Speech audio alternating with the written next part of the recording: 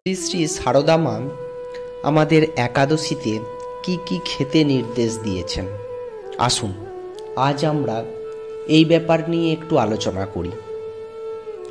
শ্রীমতী ক্ষীরোদাবালা রায় বলেছেন, মা আমাকে দীক্ষাদানের পরে আমার দিকে এক দৃষ্টিতে চেয়ে থেকে জিজ্ঞাসা করলেন, বাছা তুমি একাদশীতে কি খাও? আমি বললাম, আগে সাবুই খেতাম, তারপর এতে নানা ভেজালের কথা শুনে এখন আর কিছুই খাই না। শুনেই মা বললেন, না না, আমি বলছি তুমি সাবু খেও, এতে শরীর ঠান্ডা থাকে।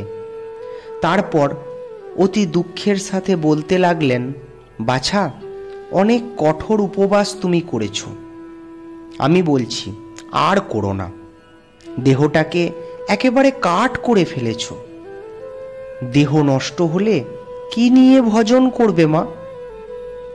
আমি বলছি তোমাদের মায়ের আদেশ, একাদশীতে অন্ন বাদে সব খাবে, ফল খাবে, লুচি খাবে, দুধ মিষ্টি, এমনকি ঠাকুর রামকৃষ্ণ দেব খইও খেতে বলেছেন একাদশীতে।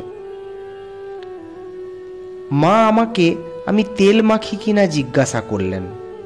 আমি বললাম, আমি বিধবা মানুষ, বিধবা হয়ে যাওয়ার পর আর তেল মাখিনি, তেল মাখলে মাথা ঠান্ডা থাকে। মা আদেশ দিলেন তেল মেখো। তার উত্তরে শ্রীমতী ক্ষীরোদাবালা রায় বললেন, বহুত দিনের অভ্যাস, তেল ছুঁতেই যেন ঘৃণা বোধ করি মা, তেল মাখতে আমি পারব নি মা। পরবর্তীকালে ক্ষীরোদাবালা রায় মায়ের আদেশ মেনেই তার পরবর্তী জীবন অতিবাহিত করেছিলেন। মা সর্বদা বলতেন, খেয়ে দিয়ে ঠান্ডা হয়ে ভগবানের নাম জপ করবে, এতে ভগবানে ভক্তি আরও বেড়ে যাবে। মা বলতেন, সকালে ঘুম থেকে উঠে আগে কিছু খেয়ে জপ শুরু করবে, এতে কোনো দোষ নেই বাবা।